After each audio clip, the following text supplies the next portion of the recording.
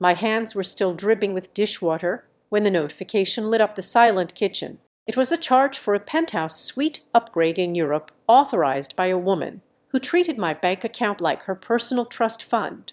I stared at the screen for exactly 1 second.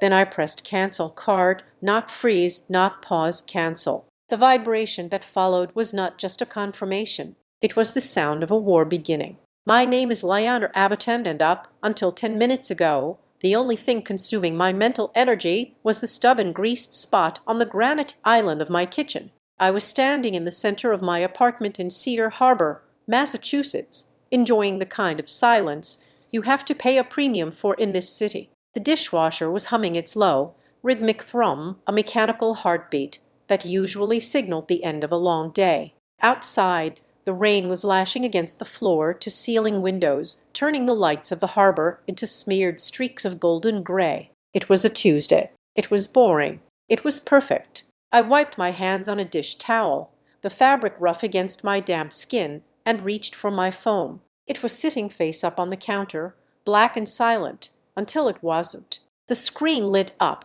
It wasn't a text message. It wasn't a news alert. It was a push notification from my banking application, the one linked to the primary Onyx card, the black card, the one that I paid for, the one that I qualified for, the one that represented 15 years of climbing the corporate ladder in risk management, while my husband Evan was still figuring out what he wanted to be when he grew up. I stared at the notification. The blue light from the screen seemed to cut through the dim warmth of the kitchen. Transaction alert, penthouse suite, upgrade plus concierge services plus vintage champagne selection. I blinked. The amount was staggering. $4,800. For a second, my brain refused to process the geography. The merchant location listed was a hotel in Vienna. Not Vienna, Virginia, Vienna, Austria. I laughed. A short, dry sound that echoed off the stainless steel refrigerator. It had to be a mistake, a glitch in the algorithm,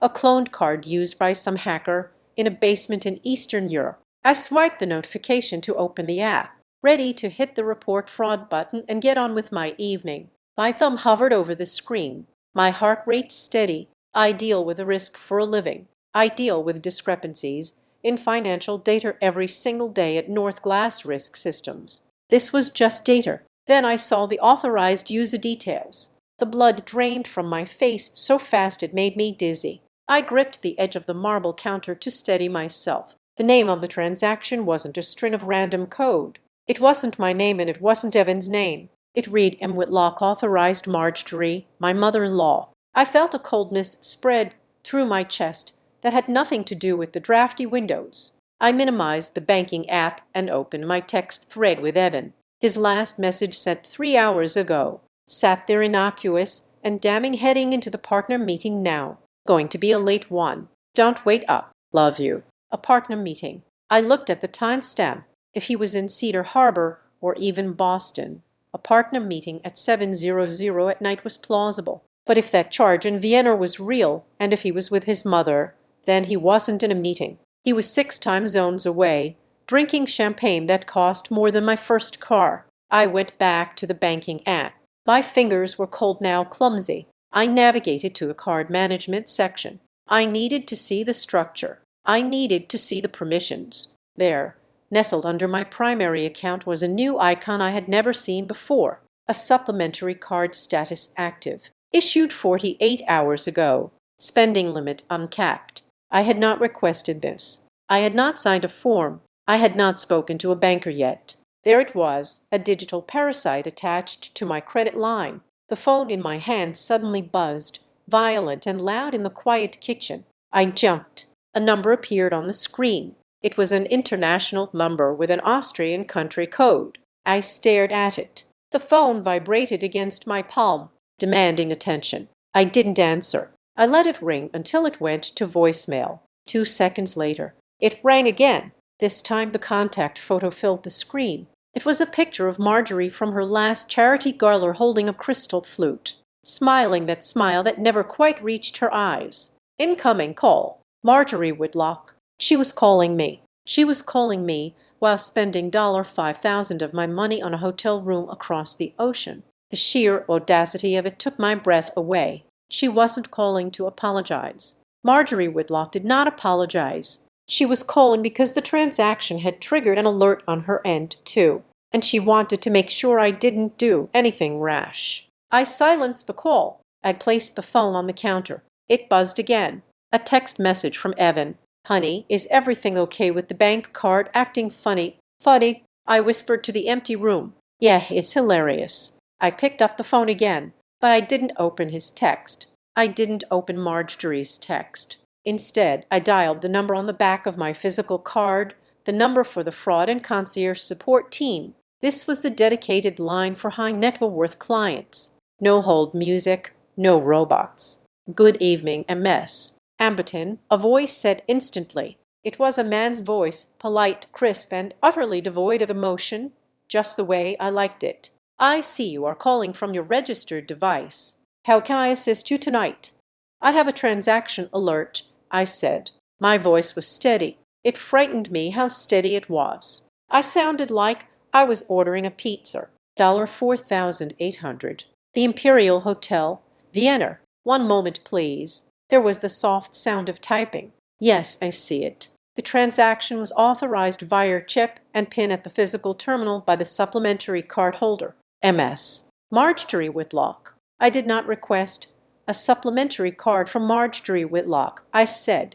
Typing stopped. "I see. According to our records, the card was issued following a digital request utilizing a power of attorney document on file. Updated 2 days ago." The room seemed to tilt. A power of attorney. I remembered the paperwork Marjorie had shoved in front of me 6 months ago, when I was in the hospital for a minor surgery, drugged up on painkillers and exhaustion just for emergencies.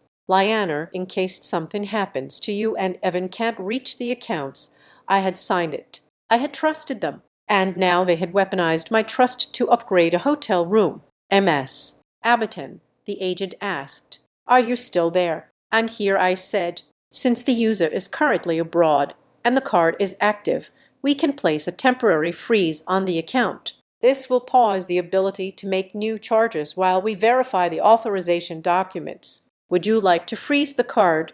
A freeze. A freeze was temporary. A freeze was a pause button. A freeze meant that in 10 minutes, Evan would call me panicked, spinning some story about how he lost his wallet and his mother was just helping out. A freeze meant Marjorie would get on the phone and explain that it was all a misunderstanding, that she would pay me back, that I was being dramatic. A freeze was an invitation for a conversation. I looked at the sink. The water from the faucet was dripping, 1 drop every 3 seconds. I thought about the text message heading into the partner meeting. I thought about the notification Penthouse suite. They were just stealing my money. They were insulting my intelligence. They thought I was a purse. They thought I was the silent partner in my own life, the one who paid the bills and looked the other way because I was too afraid to be alone. "No," I said. "I beg your pardon." The agent asked. "I don't want to freeze it," I said. "I don't want to pause it. I want to cancel it." "Cancel the supplementary card." "No," I said, my voice hardening into steel. "Cancel the account." The entire account reported as compromised. "Shut it down, MS. Amberton." The agent's voice lost a fraction of its polish. "If I cancel the primary account, all supplementary cards will be immediately voided. Any pending authorizations will be declined. The hotel in Vienna has likely placed a substantial hold for the duration of the stay. That hold will be reversed and the booking guarantee will fail. If they are currently checking in, the card will be rejected." "I understand the consequences," I said. "Are you sure reinstating this status takes time?" I looked at the rain smearing the glass. I looked at the empty apartment that I paid for. "I am sure," I said. "Do it." "Very well. Processing cancellation now." I heard a click, then another click. "The account has been closed. A new card will be mailed to your primary residence in 3 to 5 business days. Is there anything else?" "No, thank you." I hung up. The silence in the kitchen was absolute, but only for a second. Then my phone screen exploded. Notification. Transaction declined. The Imperial Hotel notification. Transaction declined. Concierge services. Notification. Okay. Guarantee failed. Please update payment method immediately. It was a cascade of red banners, a waterfall of rejection. I watched them roll in one after another. Somewhere in Vienna, a receptionist was looking up from a computer screen, offering a polite but firm smile. Somewhere in Vienna, Marjorie was reaching into her Chanel bag, her face flushing pink. Somewhere in Vienna, Evan was realizing that the free ride had just hit a brick wall. The phone vibrated so hard it rattled against the granite. A text from Evan. "Lianer, pick up the phone now." Another text. "What the hell did you do?" I didn't touch it. I just watched the notifications stack up like bricks. Then the voicemail icon popped up again. "Marjorie." I pressed play. I needed to hear it. Her voice filled the kitchen. It was smooth, cultured, the voice of a woman who sat on 3 different charity boards. But underneath the sweetness, there was a razor blade. "Lianer, darling," she said. The signal was clear, but I could hear the background noise, the clinking of silverware, the murmur of a busy lobby. "You have just done something very terrible. I'm standing at the desk and they are saying the card is invalid. It is embarrassing. Lianer, fix this. Call me back right now." The message ended. I stood there in the dark kitchen, the phantom warmth of the dishwater still on my hands. I looked at the phone. Marjorie didn't sound scared. She sounded annoyed. She sounded like a teacher scolding a student who had forgotten their homework. She thought this was a tantrum. She thought I was acting out. She thought that if she used that tone, the one that mixed disappointment with command, I would panic and call the bank back and apologize. She had absolutely no idea who she was dealing with. I am 34 years old, and my job description at North Glass Risk Systems involves looking at a skyscraper and seeing only the potential for structural fatigue. While others admire the view or the architecture, I calculate the wind shear, the load-bearing limits, and the probability of catastrophic failure. It is not a pessimistic worldview. It is a protective one. You cannot fix a crack in the foundation if you refuse to acknowledge that the concrete is bleeding. In my marriage to Evan Raw, I applied the same philosophy, though I was far less honest with myself about the results. Evan was the face of our operation. He was 36, handsome in a way that seemed effortless, with the kind of boyish charm that made waiters give him free appetizers and made clients sign contracts they hadn't fully read. He was a sales director for a boutique logistics firm, a job that required a lot of handshakes, a lot of dinners, and very little actual logistical planning. He floated through life on a cloud of charisma, assuming that the hard ground would never rise up to meet him because I was always there to pave it over before he landed. I was the bookkeeper. I was the one who remembered birthdays. I was the one who remembered to change the air filters. And most importantly, I was the one who managed the money. People see a heavy black metal card, the onyx tier, the one that makes a distinct clack when you drop it on a payment tray, and they assume it means family money. They assume trust funds and inheritances. They are wrong. That card was a monument to my own discipline. It represented an 850 credit score. It represented 12 years of 60-hour work weeks, shrewd investments, and a refusal to carry a balance. It was not a toy. It was a tool. But to my mother-in-law, Marjorie Whitlock, it was a magic wand. Marjorie lived in Brighton Glen, a zip code where the driveways were heated and the secrets were buried under layers of chemically perfect lawn turf. She was the president of the local Historic Preservation Society and sat on the board of 3 different charities. She was a woman who believed that appearance was the only reality that mattered. If you looked wealthy, you were wealthy. If you smiled politely, you were kind. If you ignored a bill, it ceased to exist. We had danced around the issue of finances for years. It started small. A venue deposit for her spring garler that she needed to put down urgently because her own transfers were stuck in the ether. I would cover it. She would pay me back 3 weeks later, usually after I had to ask twice. "Oh, Lianer," she would say, waving a hand adorned with a diamond that I suspected was insured for more than my car. "Don't be so petty. You know I am good for it. We are family. We don't count pennies."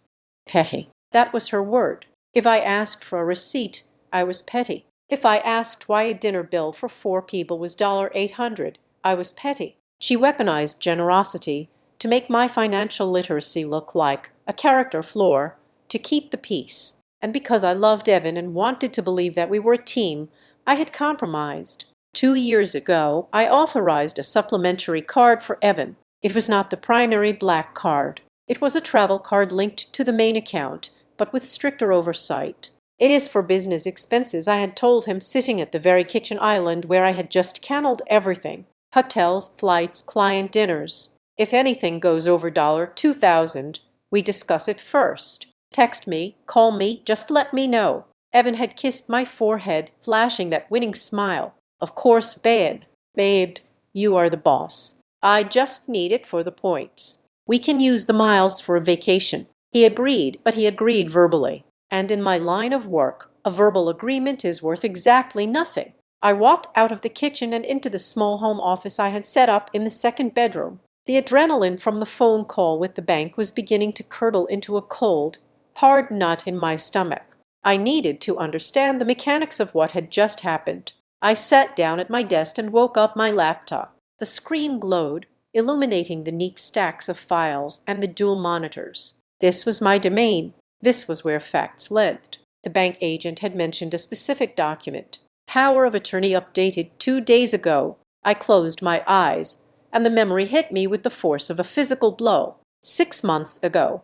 It was February. We had an ice storm that coated Cedar Harbor in a layer of treacherous glass. I had slipped on the steps of our apartment building. A simple accident, but the landing was brutal. A compound fracture in my ankle and a severe concussion. I remembered waking up in the hospital room. The light was too bright. My head felt like it was stuffed with cotton and broken glass. Evan was there, looking pale and worried, holding my hand. But Marjorie was there, too. She was wearing a camel hair coat and looking remarkably put together for someone visiting a trauma ward. She had brought flowers leaves, which she knew made me sneeze, in a manila folder. "Rest, darling," she had said, her voice soothing. "Evan is a mess. Poor thing. He doesn't know where the insurance cards are. He doesn't know how to access the medical billing portal. I can handle it," I had mumbled, my words slurring from the pain medication. "Nonsense," Marjorie had said. She opened the folder. "I had the family solicitor draw up a temporary limited power of attorney just for medical billing and household essentials while you are recovering. It allows Evan to sign for insurance and keep the lights on. You know how he gets with paperwork. He will freeze in the dark without you." She was right. Evan was useless with administration. If I was out of commission for weeks, bills would go unpaid. I looked at Evan. He nodded, looking pathetic and helpless. "It would really help, Lee," he had said. "I don't want to mess up your credit." So I sighed. I remembered the pen feeling heavy, like a lead weight in my clumsy fingers. I remembered the scratch of the nib on the paper, but mostly I remembered Marjorie's eyes. She wasn't looking at my cast. She wasn't looking at the heart monitor. She was watching the pen hit the paper with a focused predatory intensity. It wasn't the look of a mother helping out. It was the look of a prospector staking a claim. It was the look of someone who had just acquired a new asset. I shook the memory away and focused on the present. I logged into my primary email account. I went to the search bar and typed authorization. The results populated instantly. Most were old login verifications, two-factor authentication codes, but there at the top of the list was an email from the bank dated 48 hours ago. Subject: account document upload. Successful. I hadn't seen it. I had been in back-to-back risk assessment meetings for the acquisition of a smaller firm. I had marked it as read in a mass purge of notifications, assuming it was a routine policy update. I opened the email. "Dear MS. Amberton, this email is to confirm that we have received and processed the supplementary card request form and the accompanying power of attorney documentation. The new card for M. Whitlock has been expedited to the address on file." I clicked the attachment. It was a PDF of a request form. My eyes scanned the document. It was a request to issue an unrestricted Onyx card to Marjorie Whitlock. The spending limit box was checked. No preset limit. And at the bottom, there was my signature. I leaned in closer to the monitor, the blue light reflecting in my eyes. I knew my signature. I knew the way the loop of the L usually dragged slightly when I was in a hurry. I knew the sharp point I put on the T. This signature was mine, but it wasn't. It was too smooth. It lacked the microscopic jitter of a hand moving a pen across paper, or even a stylus across a tablet. The pressure was uniform throughout every stroke. There was no variation in ink density. I opened a second window and pulled up the PDF of the power of attorney I had signed in the hospital 6 months ago, the one Marjorie had kept for her records. I placed the two windows side by side. I took a screenshot of the hospital signature. I took a screenshot of the credit card request signature. Then I overlaid them in an image editing program. They were identical, not similar, identical. No human being signs their name exactly the same way twice. The angle varies. The speed varies. But these two images lined up pixel for pixel. The start of the L, the cross of the T, the trailing line of the N. It was a copy and paste job. Someone had taken a high-resolution scan of the legitimate document I signed in the hospital, extracted the signature, and digitally pasted it onto the credit card application. And because the bank had the original power of attorney on file, the one I signed while drugged, they accepted the digital signature as valid verification. It was a loop, a perfect closed loop of fraud. My heart wasn't racing anymore. It had slowed down to a heavy, deliberate thud. This wasn't just Marjorie borrowing money. This wasn't Evan forgetting the rules. This was forgery. This was identity theft. This was a felony. I looked at the address field on the application. The card hadn't been sent to our apartment in Cedar Harbor. It had been expedited to a residential address in Brighton Glen, Marjorie's house. I sat back in my chair. The room was silent, save for the hum of the hard drive. I thought about the phone call I had ignored. I thought about the text messages piling up on my phone. Evan claimed he was in a partner meeting. Marjorie claimed she was family. But family doesn't Photoshop your signature onto a bank application. Family doesn't wait until you are buried in work to slip a 5-figure liability past your defenses. I looked at the date of the document upload. 2 days ago. 2 days ago. I was at the office late. Evan had been home. He had access to my laptop if he knew the password. Or maybe Marjorie had scanned it herself and emailed it. It didn't matter who clicked the mouse. What mattered was the conspiracy. They had planned this. They had discussed it. They had decided that my boundaries were an inconvenience that could be circumvented with a little bit of digital editing. I reached for my phone again. The screen was dark. I didn't unlock it. I just held it, feeling the weight of the device. Marjorie had called me petty. She had called me controlling. She was about to find out that I was something much worse. I was a risk manager who had just discovered a critical vulnerability in the system. And when you find a vulnerability, you don't just patch it. You investigate how it got there. I looked at the authorized user line one more time. M. Whitlock. But who submitted the file? The bank's log showed the upload came from a specific IP address. I opened the command prompt on my computer. I needed to know where that request originated. Was it from my home network? Was it from Marjorie's house? Or was it somewhere else entirely? I typed in a request to view the detailed access logs from my cloud storage, which was linked to the bank account for document backup. If they had accessed the original PDF to copy the signature, they would have left a digital footprint. A list of access times scrolled down the screen. User Evan Home, iPad. Time Tuesday, 2:15 a.m. 2 nights ago, while I was asleep in the bedroom next door. Evan. Evan had taken the signature. Evan had helped her. I closed the laptop lid. The snap echoed in the quiet room like a gunshot. I stood up and walked back to the kitchen. The dishwasher had finished its cycle. The clean light was green. My husband had sold me out. He hadn't just gone along with it. He had been the technician. He used his access, my trust, and my sleep to hand his mother the keys to my financial life. I looked at the notes on the fridge. The grocery list in Evan's messy handwriting. Coffee, almond milk, wine. I pulled the magnet off the fridge. The paper fluttered to the floor. I wasn't going to call them back. Not yet. They were panicking in Europe, stuck with a declined card and a hotel bill they couldn't pay. They were waiting for me to fix it. They expected me to cave. I walked to the trash can and stepped on the pedal. The lid rose. I didn't have to fix anything. The beauty of a system failure is that sometimes the only way to clear The error is to let the whole thing crash. But before I let it burn, I needed to know one more thing. I went back to my desk and opened the folder labeled Tax Returns. I needed to see exactly how deep the rot went. If they had forged a signature for a credit card, what else had they signed my name to? The question wasn't just why anymore. The question was who else was in on it. And as I reached for the stack of papers, my eyes fell on a receipt that had slipped behind the desk, a receipt for a courier service dated 3 days ago, addressed to a law firm I didn't recognize. Why was Evans sending documents to a lawyer 3 days before he left for Europe?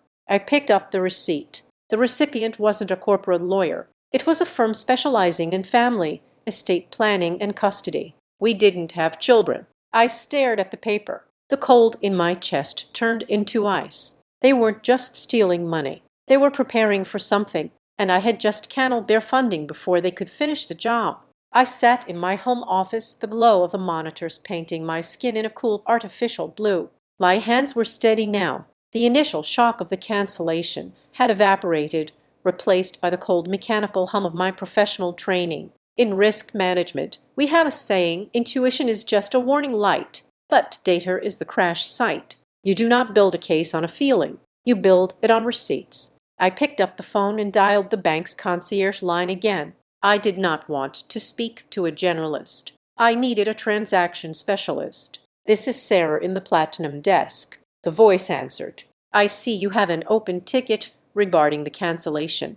How can I assist?" "I need the full merchant descriptor for the declined transaction in Vienna," I said, my voice flat. "Not just the hotel name. I need the legal entity, the timestamp of the swipe, and the point of sale device ID if you have it." "One moment." I heard the clicking of keys. "Okay, the merchant is Imperial Hotels, Austria GmbH." The transaction attempt was logged at 7:14 p.m. Central European Time. It was a card-present transaction, meaning the physical card was inserted into a chip reader at the front desk. 7:14 p.m.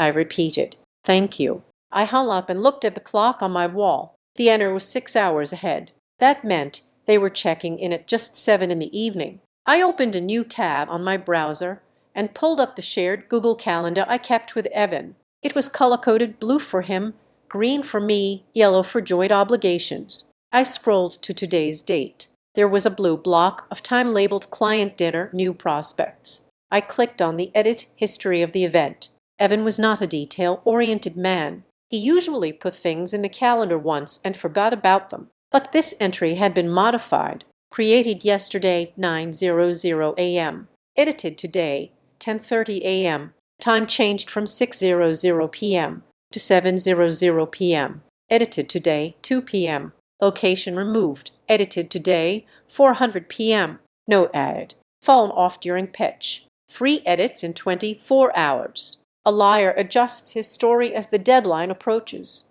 He was tweaking the timeline to buy himself a window of silence. The phone-off note was the final brick in the wall, ensuring I wouldn't panic when he didn't answer my calls while he was boarding a flight. I minimized the calendar and opened my email client. I have a rule about email check the spam folder every 48 hours. Algorithms are smart, but they often mistake high-end automated confirmations for junk. I clicked on spam. There it was. Buried between a solicitor's offer for mail enhancement supplements and a discount code for patio furniture was an email from Concierge Services, the Imperial. The subject line read, "Your romantic arrival package confirmation."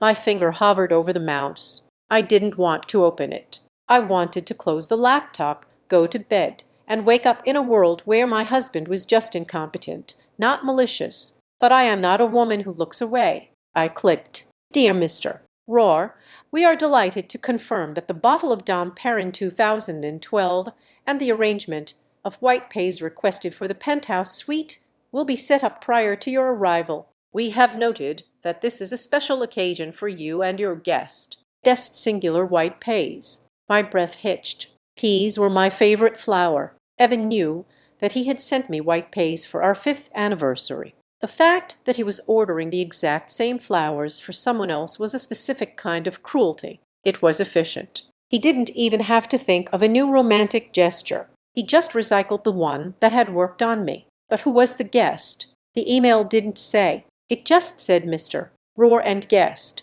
I spun my chair around. On the bookshelf behind me sat Evan's old iPad Pro. He had upgraded to a newer model 2 months ago and tossed this one on the shelf, claiming he would wipe it later. He never did. I grabbed the tablet. The battery was dead. I plugged it into the charger on my desk and waited. The screen blinked to life with a red battery icon. I drummed my fingers on the desk, counting the seconds. 1, 2, 3. It booted up. I typed in his passcode, 1989. His birth year. Evan was not a complex man. The device connected to the Wi-Fi and immediately began to sync. I watched the little spinning wheel in the corner. I didn't go to his texts. If he was smart, he would have deleted the threads. I went to the Files app. Evan used the cloud to transfer documents between his phone and his laptop, and the iPad was still part of that ecosystem. I tapped on Recent. A PDF popped up.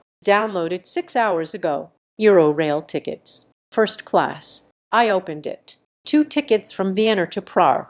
Departing 2 days from now. Passenger 1, Evan Raw. Passenger 2, Tesser Vale. I froze. The name was not new. It wasn't a stranger. It wasn't some random woman he had met at a bar. Tesser Vale. My mind flashed back to 3 months ago. The Brighton Glens Spring Charity Gala. I was wearing a navy dress that felt too tight. Marjorie was holding court near the silent auction tables, surrounded by her sycophants. Lyanna, darling Marjorie, had shrieked, waving me over. You must meet Tesser. She is an absolute wizard with public relations. She is consulting for the foundation this year. She is going to put us on the map.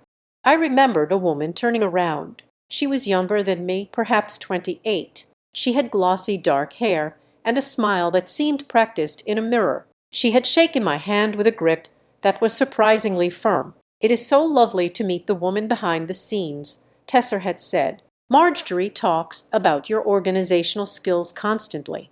The woman behind the scenes. I had taken it as a compliment at the time. Now, looking at her name on a train ticket next to my husband's, I realized it was a demarcation. I was the staff. She was the talent, and Marjorie knew. The realization hit me harder than the credit card bill. Marjorie hadn't just covered for Evan. She had introduced them. She had brought this woman into our orbit, legitimized her, and probably encouraged the consulting sessions that turned into lunch, which turned into this. I felt a wave of Mercer, but I swallowed it down. I picked up my phone and navigated to the voicemail Marjorie had left me earlier, the one where she scolded me for canceling the card. I held the phone up to my ear and closed my eyes. I didn't listen to her words this time. I listened to the room she was in. Lyanna, darling, you have just done something very terrible. Behind her voice, there was the ambient hum of a high-ceiling room. I heard the distinct ding of an elevator arrival.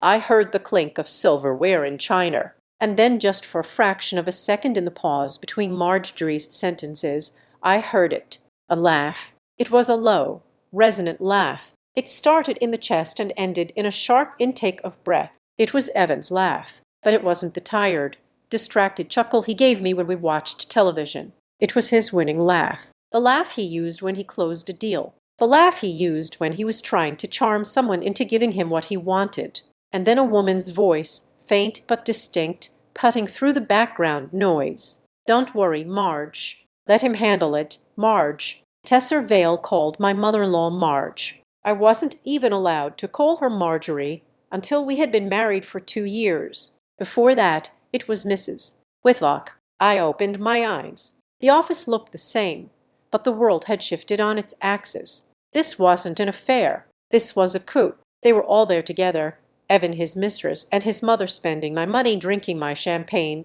and laughing about how I was going to pay for it all. I turned back to the bank website. I needed to see the structure of the fraud. I navigated to the supplementary card details, the one I had canceled. I clicked on cardholder information. The name on the card was M. Whitlock, but the account nickname, the internal label used for sorting expenses, was different, nickname E. Raw Travel. So they intended for Evan to use it. Marjorie was just the vehicle to get the approval because her name was on the power of attorney. I looked at the billing address for the new card, 12 Oakhaven Lane, Brighton Glen, Marjorie's house. Of course, they couldn't have the physical card mailed to our apartment. I would have seen the envelope. So they routed it to her. She received it, activated it, and likely handed it to Evan before they got on the plane. It was a conspiracy of logistics. I did not scream. I did not throw the iPad across the room. Instead, I opened a new folder on my desktop.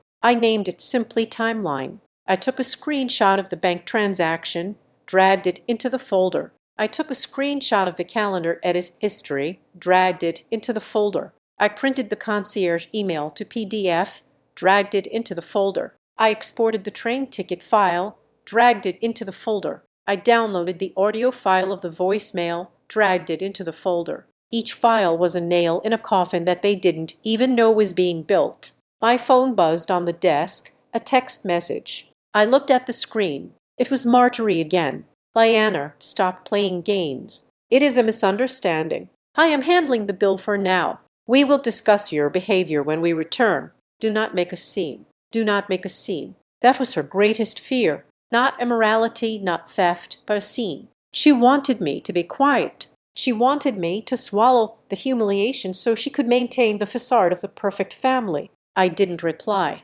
I let the screen go black. Suddenly, the phone rang, a standard ringtone, not the specific chime I had assigned to family. I picked it up. This is Lyanna. MS. Abberton, this is David from the Fraud Investigations Unit at the bank. I am following up on your call to the concierge desk. Yes, I said. I have been reviewing the account activity and the document upload logs you flagged, David said. His voice was grave. We have detected a discrepancy. The IP address used to upload the power of attorney document matches a residential IP in Brighton Glen, but the digital signature metadata suggests the image file originated from a scan created 6 months ago. It appears to be a duplicate image superimposed on a new document. He paused, waiting for me to react. I know, I said.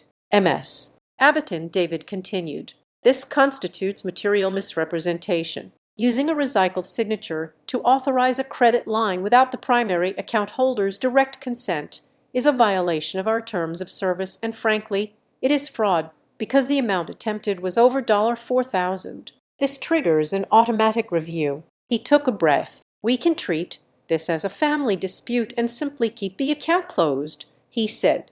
Or if you state that you did not authorize this usage, we can open a formal fraud investigation. This would involve chargebacks to the merchants, a permanent flag on the credit profiles of the unauthorized users, and a police report reference number. I looked at the folder on my screen timeline. I looked at the text from Marjorie. We will discuss your behavior. They wanted to talk about my behavior. Fine, let's talk about it, David. I said, my voice clear and cold in the silent room. I did not authorize that card. I did not authorize that signature. And I certainly did not authorize my husband to take his mistress to Vienna on my dime. I understand, David said. So, do you want to proceed with the formal investigation? I looked at the rain hitting the window. It was coming down harder now, washing the city clean. Yes, I said. Open the case. I want everything on the record.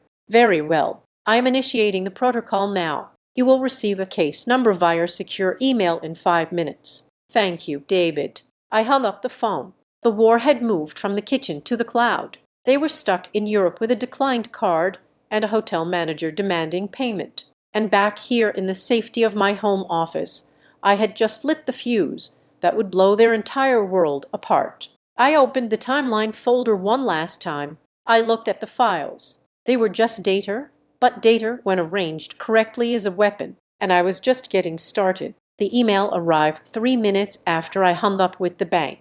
It was from the concierge desk at the Imperial Hotel, and it was marked with a high-priority red flag that usually signals a VIP request. This time, however, the content was purely administrative. Subject urgent, payment method failure, reservation at risk. The body of the email was polite but firm, the kind of corporate language that smiles while it twists the knife. It stated that the pre-authorization on the card on file had been declined. It stated that the upgrade to the penthouse suite, along with the requested amenities, the vintage champagne, the fresh pays, the private car service, could not be guaranteed without an immediate alternative form of payment. It requested a deposit of $2,400 to secure the room. I looked at the number, 2,400, roughly 2,600. It was more than my first mortgage payment. I did not reply. I simply archived the email into the folder labeled Timeline. Then my phone lit up. It wasn't a text this time. It was a FaceTime request. Evan Rohr. I stared at his face on the screen. He looked concerned, his eyebrows pulled together in that puppy dog expression he used whenever he forgot to empty the dishwasher or missed a dinner reservation. It was a practiced look designed to elicit sympathy before I could form an accusation. I accepted the call. Evan's face filled the frame. The connection was crystal clear. Behind him, I could see the floor-to-ceiling windows of the hotel suite. The view was breathtaking. The spires of Vienna illuminated against the night sky. A glittering tapestry of history and wealth. The room itself was bathed in warm golden light. "Liana, thank God," Evan said, his voice breathless. "There is something wrong with the card. I am standing here at check-in, and they are saying it is declined. It must be a security trigger because we are abroad. Can you call the bank and authorize it? It is humiliating." He was good. I had to give him that. He didn't sound guilty. He sounded inconvenienced. He was playing the role of the harried businessman dealing with administrative incompetence. "It is not a security trigger, Evan," I said. My voice was calm. I was sitting at my desk, my spine pressed against the ergonomic mesh of my chair. "I cannot the card." Evan blinked. The puppy dog expression faltered, replaced by a flash of genuine confusion. "You what? Why would you do that? I told you I had a partner meeting. I had to book the room last minute." "You are in Vienna," I said. "Yes, for the European logistics expansion. I told you about this. You told me you were in a meeting in Boston." I corrected him. "And you are not alone." "Of course I'm not alone," he said, laughing nervously. "I am with a team. Mother came along to handle the social aspect with the investors' wives. You know how good she is at that." I looked past him at the glass of the window behind his shoulder. The room was bright, and the night outside was dark, turning the window into a mirror. In the reflection, I saw movement. A figure walked across the room. It wasn't Marjorie. It was a woman in a silk robe holding a glass of champagne. She had dark hair, loose and tumbling over her shoulders. She paused near the reflection of the bed, waiting. I looked back at Evan. He was still smiling, still trying to sell the lie. "Evan," I said. "What, babe? Who is Tesser?" The silence that followed was absolute. The background noise of the hotel lobby seemed to vanish. Evan's face went slack. The charm evaporated, leaving behind something raw and ugly. His eyes darted to the side, checking his periphery, checking the reflection I had just seen. "I don't know what you are talking about," he stammered. "Tesser, who is that? Did someone call you?" "Stop," I said. "Just stop. I saw the train tickets on your iPad. I saw the email from the concierge, and I can see her reflection in the window behind you." Evan spun around, panic seizing his movements. He moved the phone, the camera tilting wildly towards the ceiling, then back to his face. When he returned to the frame, he was flushed. "Liana, listen to me," he began, his voice dropping to a hiss. "It is not what it looks like. She is a consultant. She is here for the pitch. We needed to prep in a penthouse suite. I asked with pays." Before he could answer, the phone was ripped from his hand. The camera shook violently, blurring the image before stabilizing on a new face. Marjorie. She looked impeccable, as always. Her hair was stiff with hairspray, her pearls glowing in the hotel light, but her eyes were hard, narrowed into slits of pure venom. "You listen to me, Liana," she snapped. Her voice was low, dangerous. "You are embarrassing this family. Do you have any idea where we are? The concierge is staring at us. You have cut off our funds in the middle of a transaction." "I cut off my funds, Marjorie," I said. "You are free to use your own card. This is family money." She hissed. "Evan is the face of this family. He needs to maintain a standard. If he looks cheap, we all look cheap. You are damaging his career because of your petty Insecurities. Insecurities. I laughed. A sharp, bitter sound. Marjorie, I didn't cancel the card because I am insecure. I cancelled it because you forged my signature to get it. That is not insecurity. That is a felony. Marjorie didn't flinch. She adjusted her pearls. A gesture of dismissal. Do not use legal words you do not understand. Darling, I had authorization. You signed the power of attorney. I simply expedited the process because you were too busy playing corporate climber to help your husband. That power of attorney was for medical emergencies, I said, and the signature on the application was a digital copy. I have already spoken to the fraud department. You are bluffing, she said.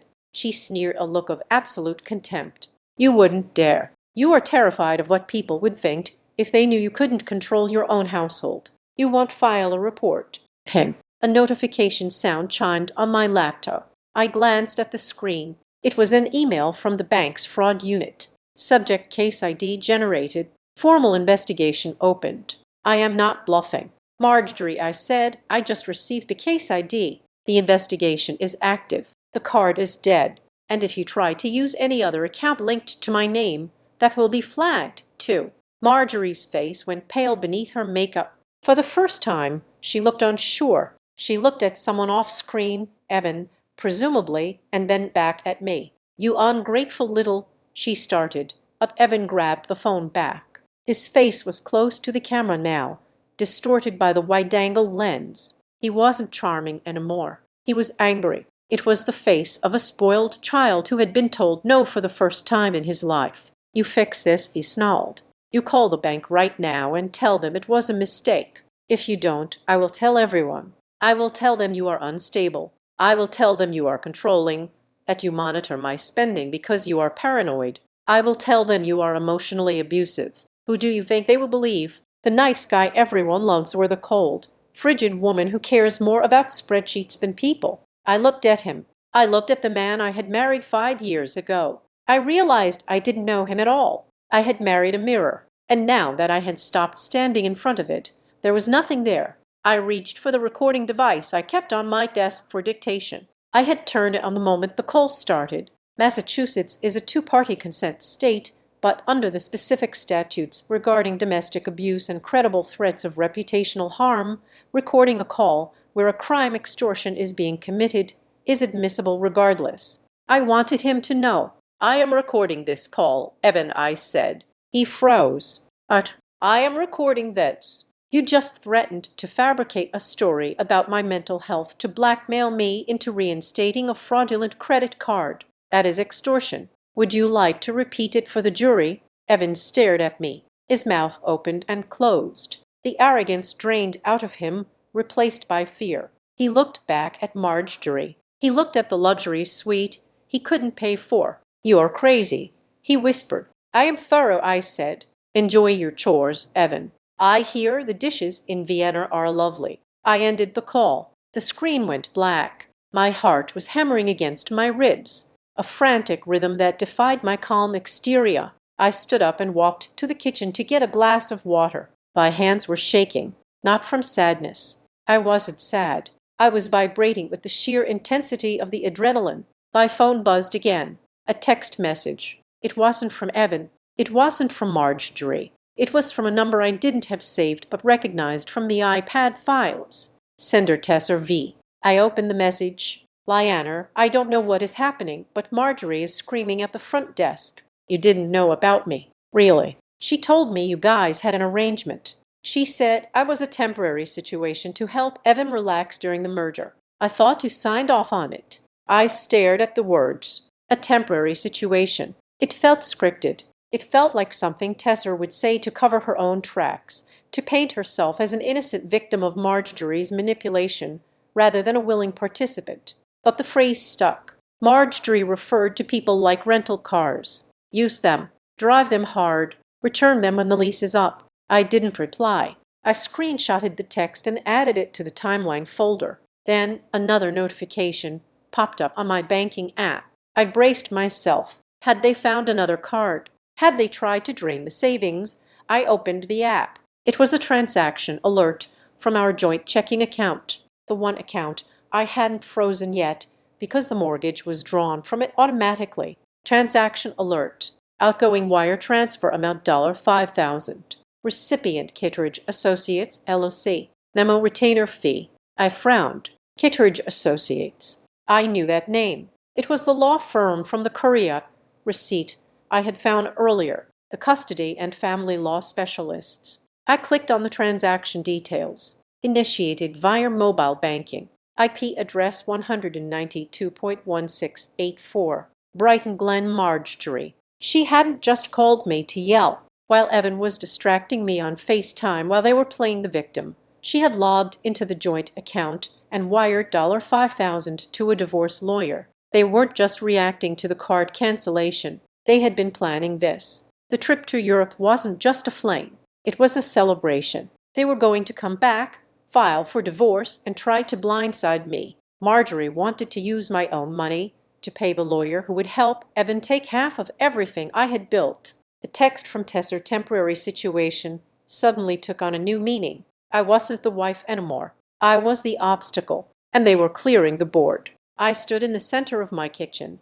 The glass of water in my hand trembled, water sloshing over the rim and onto my fingers. They thought they had beaten me to the punch. They thought that by hiring a lawyer first, by seizing the narrative, they could crush me. I set the glass down on the counter. "Ron," I whispered to the empty room. They had made one fatal mistake. They used the joint account to pay for it, which meant I had the receipt. I had the IP address. I had proof that they were draining marital assets to fund a legal attack against me, initiated by a third party, Marjorie, who had no legal right to that account. They were preparing to hit me, but they had just handed me the hammer. I picked up my phone and dialed the number for the only person I knew who could turn this mess into a massacre. It was time for the preemptive strike. The elevator ride up to the 35th floor of the North Glass Risk Systems building usually took 45 seconds. I knew this because I had timed it during my first week, and in the 7 years since, it had become a space of decompression, a vertical transition between the chaotic world below and the ordered sanctuary of my office. Today, however, the air in the cabin felt thin, recycled, stale. When the door slid open, the hum of the trading floor hit me, but it felt different. The usual cacophony of ringing phones and shouting analysts seemed to drop in volume the moment I stepped onto the carpet. Jessica, the receptionist, who usually greeted me with a detailed update on her golden retriever, did not look up. She was typing furiously, her eyes glued to her screen. "Good morning, Jessica," I said. She jumped, her hand fluttering to her throat. "Oh, hi, Lana. I didn't see you there." She was a terrible liar. Her computer screen was reflected in the glass partition behind her. She wasn't working. She was on a group chat, and right there in bold blue text, I saw the name Marjorie W. mentioned. I walked past her, my heels sinking into the plush gray carpet. My spine was straight, my face a mask of professional indifference, but inside my stomach was twisting into knots. Marjorie had reached them. Of course she had.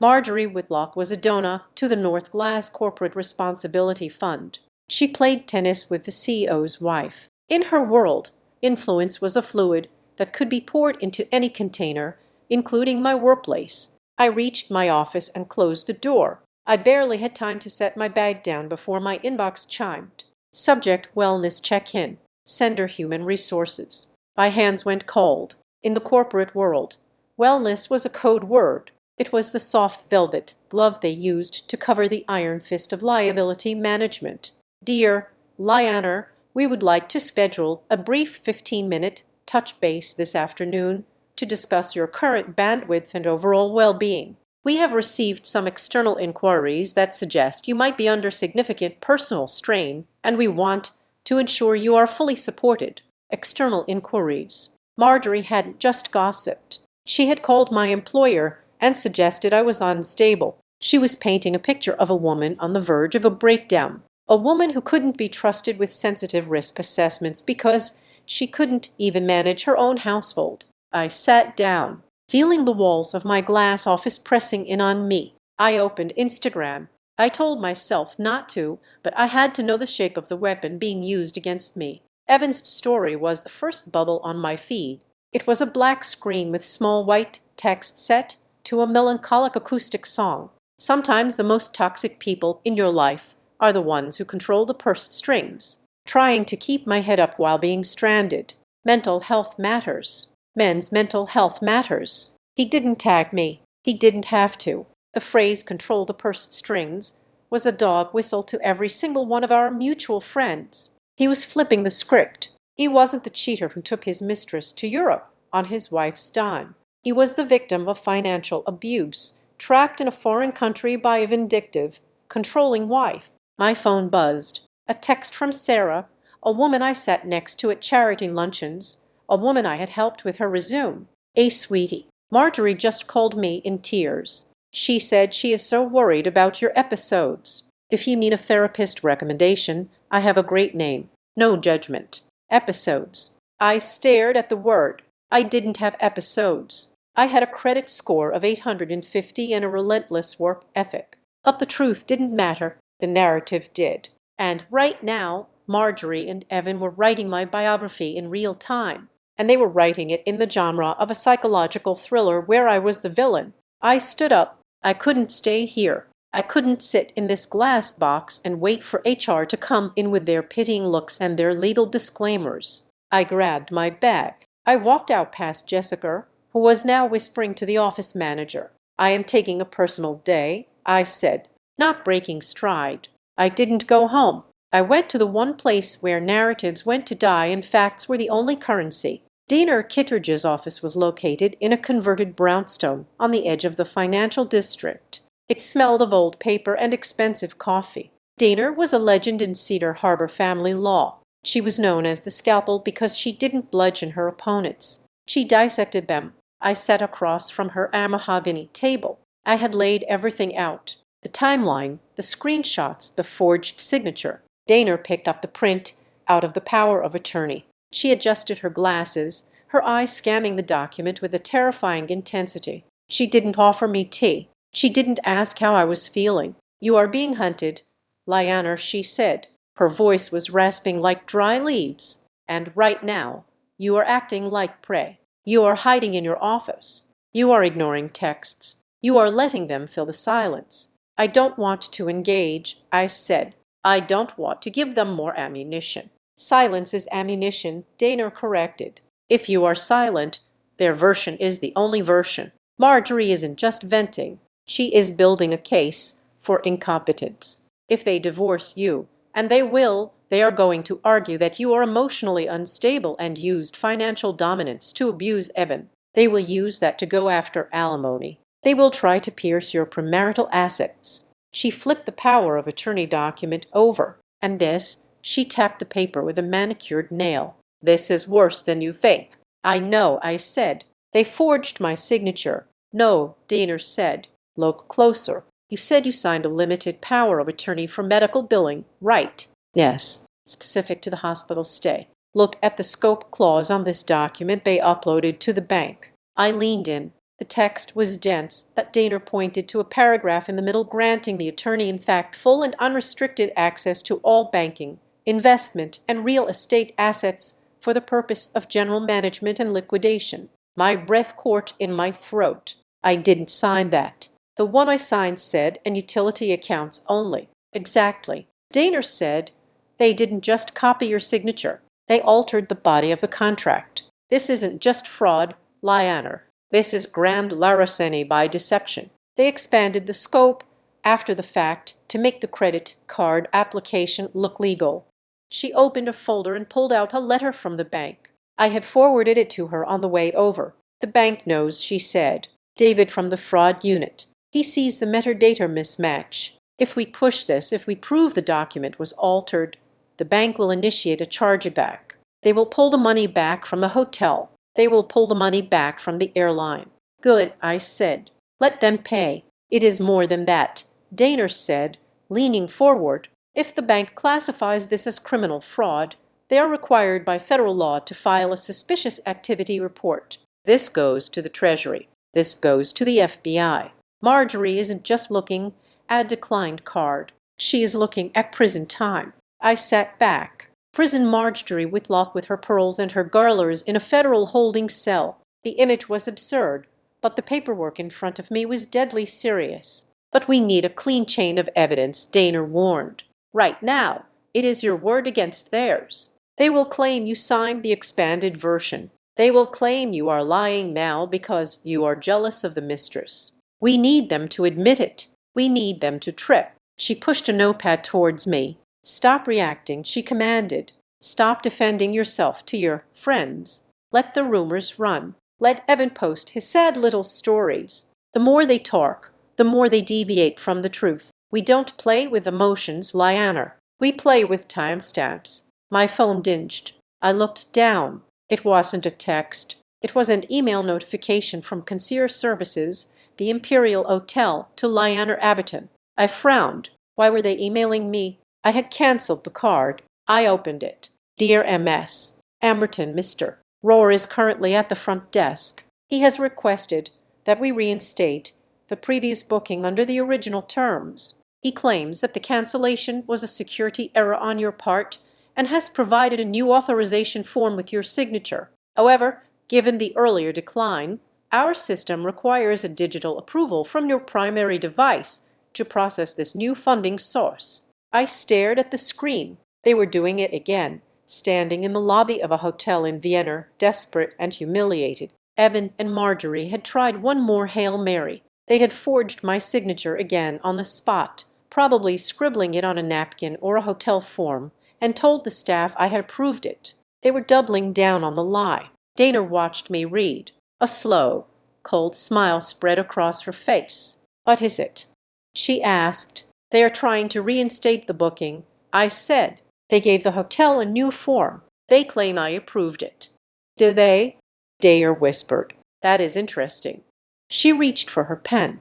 Do not decline it, she said. I looked at her, shocked. But if you decline it, they leave. They go to a cheaper hotel. They disappear. So you want me to pay for it? No, Daner said. I want you to let them check in. I want you to let them think they won. I want them to feel safe enough to order another bottle of champagne because once they are in that room, once they had signed the registration card and consumed the services, then we don't just cancel the card. She tapped the table. Then we send the police. I looked at the email. The button on the screen said, click here to verify. I didn't click it. Not yet. But I saw the path forward. They wanted to be victims. Fine. I would give them a tragedy. Let's write a response, I told Daner. Let's tell the hotel that there has been a miscommunication, and let's see how deep of a hole they are willing to dig. The feeling of suffocation was gone. The office didn't feel like a cage anymore. It felt like a control room. Marjorie thought she had surrounded me. She thought she had cut off my escape routes. She didn't realize that she was the one who had just walked into a room with no doors. Daner Kittredge did not believe in giving an enemy enough rope to hang themselves. She believed in giving them exactly enough rope to tie their own hands and not an inch more. We were sitting in her conference room, the blinds drawn against the afternoon sun. On the table between us lay a tablet, a legal pad, and a speakerphone that was currently muted. We were not building a defense anymore. We were designing a containment protocol. If you starve them completely, Daner said, tapping her pen against the mahogany, they become desperate. Desperate people do unpredictable things. They max out other cards you don't know about. They borrow from loan sharks. They go to the press and cry abuse. We don't want that. We want them manageable. We want them to come home. So I pay for them, I asked, the taste of bile rising in my throat. No, Daner said. You facilitate their surrender. She reached for the phone and dialed the priority banking line. When the agent answered, Daner nodded at me. It was my turn to speak. This is Lyanna Amber, I said into the speaker. I would like to generate a virtual emergency card linked to my primary account. I want to set specific merchant category restrictions. Certainly, MS. Abbotton, the agent replied. What are the parameters? The spending limit is $1,500, I said. Hard cap, no overdraft allowed. And the category restrictions, airlines and ground transportation only, I said. Block all hospitality, block all dining, block all luxury retail, and block all cash advances. Daner smiled. It was a cruel amount. $1,500 was enough for 2 economy tickets from Vienna to Boston if purchased last minute, but it would leave zero room for upgrades, lounge access, or even a decent meal at the airport. It was a poverty line drawn in sand. One more thing, I added, glancing at the notes Dare had prepared. I want to place a high security flag on any request to increase this limit. Any modification requires biometric voice verification from my registered mobile device plus a secondary video confirmation. Understood, the agent said. The virtual card number has been generated and sent to your secure inbox. The biometric lock is active. I hung up. I forwarded the virtual card details to Evan's email with a subject line that contained no emotion, no greeting, and no capitulation. Emergency travel funds. Use this to return home. We will resolve the rest in person. Then we waited. It took exactly 14 minutes. My banking app chimed. Transaction declined.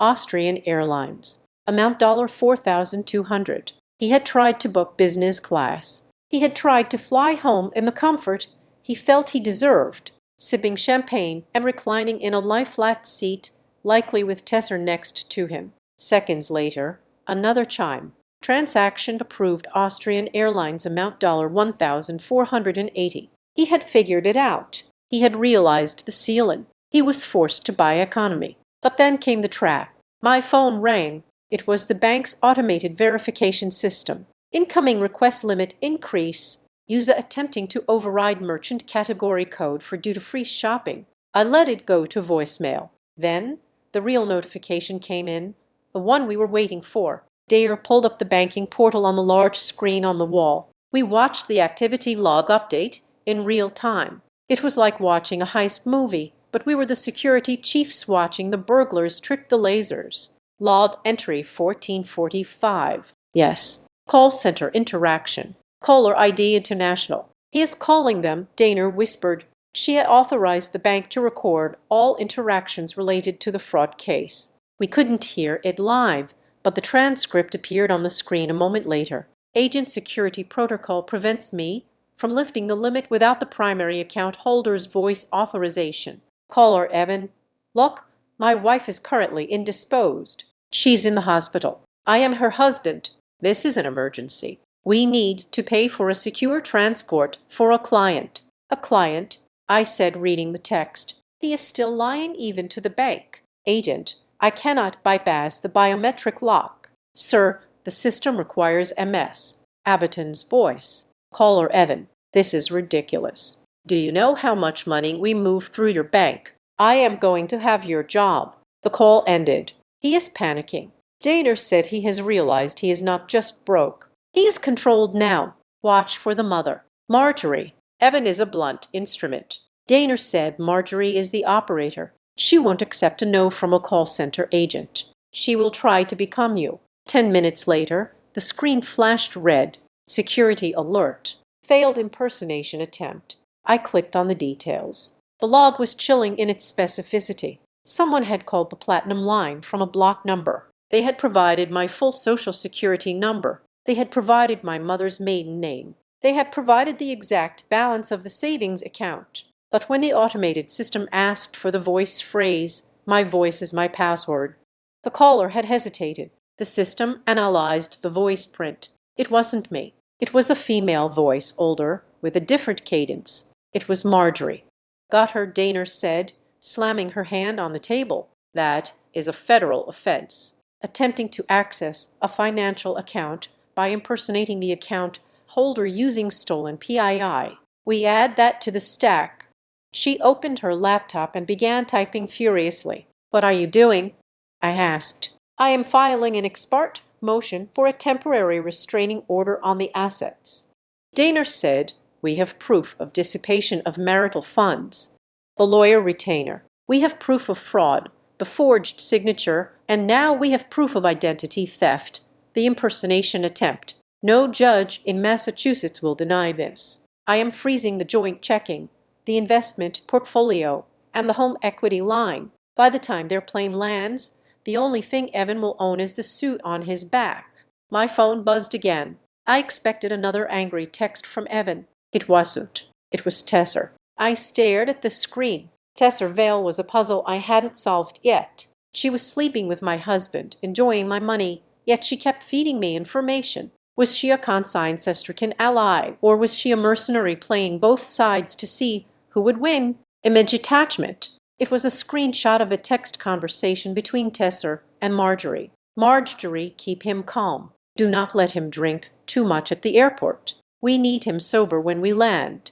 And for God's sake, Tesser, delete your chats with him. If Lyanna gets her hands on his phone, I want it clean. We are going to say you were a surprise consultant brought in by the firm, and he had no choice. Tesser, but the hotel room. Marjorie, we will say it was a booking error. 2 rooms booked. Hotel consolidated them. We stick to the story. Lyanna is paranoid. We will use that. Just get him on the plane. I looked at the timestamp sent 3 minutes ago. She is coaching her.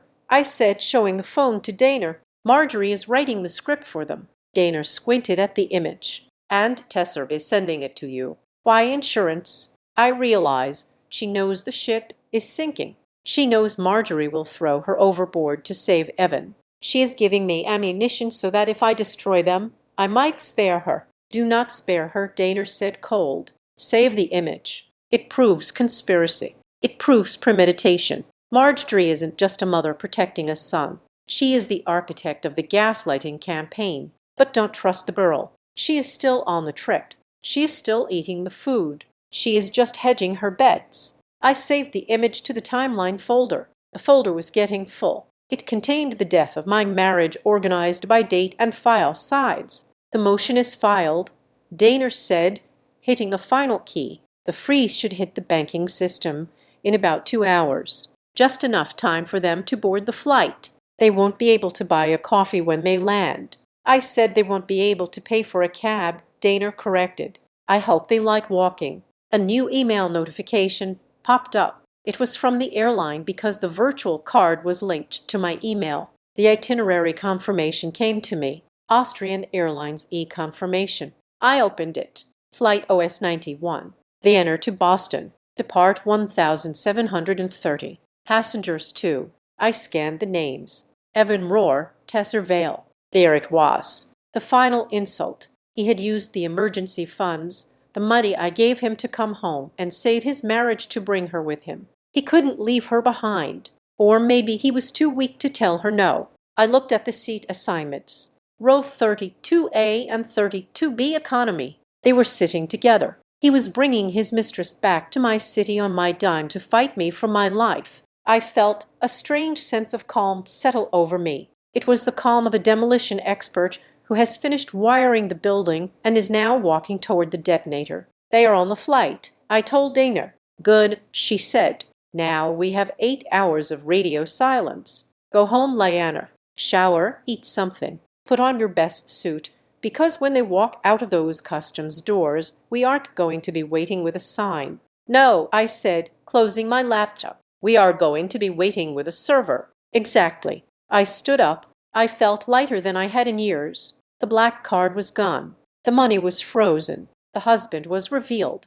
I walked out of the office and into the cool evening air of the city. I didn't look back. I had a trap to spring, and the airport was waiting. The automatic doors of Elder International Airport slid open with a sharp pneumatic hiss, admitting a blast of exhaust fumes and the damp chill of the evening. It was a smell I used to associate with excitement, vacations, reunions, the promise of somewhere new. Now it smelled like a crime scene. Daner Kittredge and I stood near the railing that separated the waiting crowd from the passengers emerging from customs. We were not holding a sign. We were not holding flowers. Daner was wearing a charcoal suit that looked like armor under the harsh buzzing fluorescent lights. I was wearing a trench coat, belted tight, my hands deep in my pockets to hide the fact that my fists were clenched so hard my fingernails were biting into my palms. Do not engage emotionally, Daner murmured, her eyes scanning the stream of weary travelers pushing luggage carts. You are a rock. He is the water. Let him crash against you. I am fine, I said. My voice sounded strange in my own ears, hollow, detached. Here they come, Daner said. I saw them. Eden emerged first. He looked exhausted. The 14-hour journey etched into the gray circles under his eyes, but he was still trying to project the image of the golden boy he had shaved in the airplane lavatory. I could see a small nick on his jawline. He was wearing his navy travel blazer, unbuttoned, trying to walk with a casual swagger that didn't quite match the way he was gripping the handle of his suitcase until his knuckles were white. And 3 steps behind him, like a shadow he couldn't shake, was Tessa Vale. She looked different than she had at the gala. The confidence was gone. She was wearing a beige cashmere coat, one that I knew cost roughly $3,000 because I had seen a similar charge attempted on the card before I blocked the luxury retail category. She was clutching a designer handbag to her chest like a shield. Her eyes were darting around the arrival's hall, nervous, unsure of her footing. She didn't look like a mistress. She looked like an accomplice who had just realized the getaway driver didn't have a map. Evan scanned the crowd. His eyes passed over the families hugging, the limo drivers with iPads, and then they locked onto me. For a second, his face crumpled in relief. It was genuine, and that made it sickening. He actually thought I was there to save him. He thought the emergency travel email was a peace offering, a sign that I had cooled off and returned to my factory settings, the dutiful, problem-solving wife. He quickened his pace, leaving Tessa to scramble behind him. He pushed his cart toward me, abandoning it a few feet away, and opened his arms. Lyanner, he exhaled, the name coming out like a prayer. God, I am glad you are here. What a nightmare. The bank, the hotel, it was a total disaster. He reached for me. He tried to pull me into a hug, into the familiar physical space where he usually charmed his way out of trouble. I didn't step back. I didn't step forward. I just stood there rigid, my arms remaining in my pockets. I looked him dead in the eye. He froze, his hands hovering inches from my shoulders. The air between us felt charged, static. Lyanner, he asked, his smile faltering. Babe, come on. You made your point. You scared the hell out of me. But I am back now. We can go home and talk about this. I am not here to take you home, Evan, I said. My voice was low, cutting through the din of the announcements over the PA system. He blinked. But then, why are you here? To see who you brought with you, I said. I shifted my gaze over his shoulder to Tessa. She had stopped 5 feet away, paralyzed. She saw Daner standing next to me, saw the legal folder in Daner's hand, and the color drained from her face. Evan turned around, seemingly remembering she was there. He laughed, a nervous, jagged sound.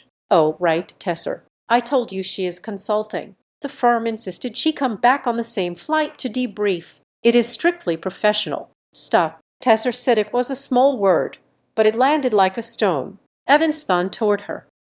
Tessa stepped forward. She wasn't looking at Evan. She was looking at me. Her expression was a mix of fear and calculation. She was a survivor, and she had realized somewhere over the Atlantic Ocean that Evanrawl was a sinking ship. I didn't know the card was yours, Lyanner, Tessa said, her voice trembling, but loud enough to be heard by the couple standing next to us. I swear, Marjorie told me it was a corporate account.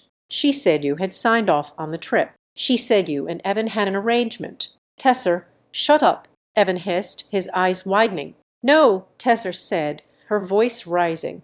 I am not going to be the scapegoat for this. Marjorie told me to keep him happy. She said if I got him to Europe, she would secure the contract for my agency with the foundation. She reached into her oversized handbag. Her hand was shaking as she pulled out a white envelope. It wasn't sealed. She thrust it toward me. Take it, she said. I printed it out in the hotel business center before we left. I am not going down for fraud. I took the envelope. I opened it slowly, my eyes never leaving Evan's face. Inside was a print out of an email chain. The sender was Marjorie Whitlock. The recipient was Tessa Vale. I scanned the text. Subject, authorization details. Body Tessa. Dear, here is the scan of Lyanner's signature from the hospital records. Use the PDF editor I sent you to overlay it on the bank application. Evan is too squeamish to do the actual editing. So I need you to handle the tech side.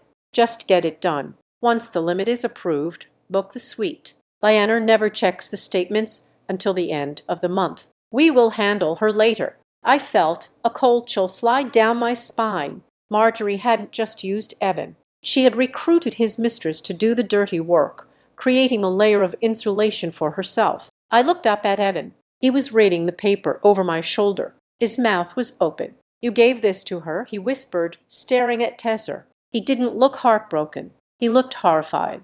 He wasn't looking at a lover who had betrayed him. He was looking at a co-conspirator who had just handed over the murder weapon. "You gave her the emails." "I am not going to jail for your mother, Evan."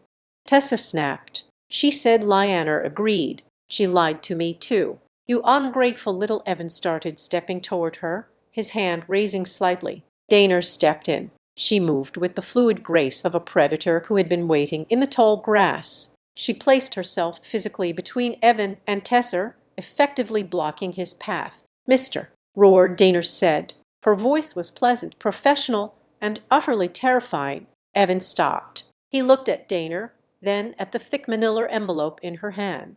He recognized her. He knew her reputation. "Daner," he said, swallowing hard, "this is a family matter. We don't need lawyers involved."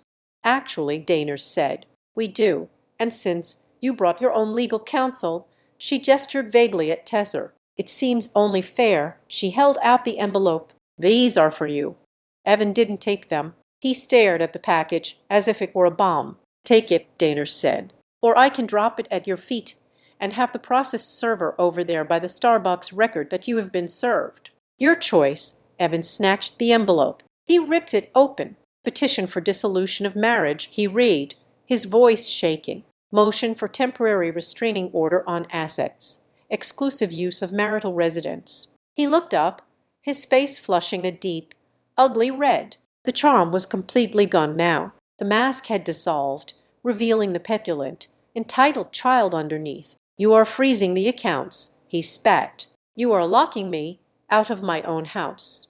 I corrected. "I bought it before we were married. The deed is in my name. You are just a guest who overstayed his welcome." Evan laughed. It was a cruel, desperate sound. He looked around the arrivals hall, checking to see if anyone was watching the spectacle. People were glancing over, drawn by the tension. "You think you can do this?" Evan sneered, leaning in close to me. His breath smelled of stale airline coffee and fear. "You think you can just cut me off? My mother will crush this. She knows judges. She knows the mayor. She will have this thrown out of court by tomorrow morning. You are nobody, Lyanna. You are just the risk manager. We are the rowers." I looked at him. I looked at the man I had shared a bed with for 5 years. I looked at the man I had protected, the man I had elevated, the man I had loved, and I felt absolutely nothing. The love hadn't turned into hate. It had turned into ash. "You are right, Evan," I said softly. "I am just the risk manager. And do you know what a risk manager does when an asset becomes a liability?" "Go to hell," he muttered. "We liquidate it," I said.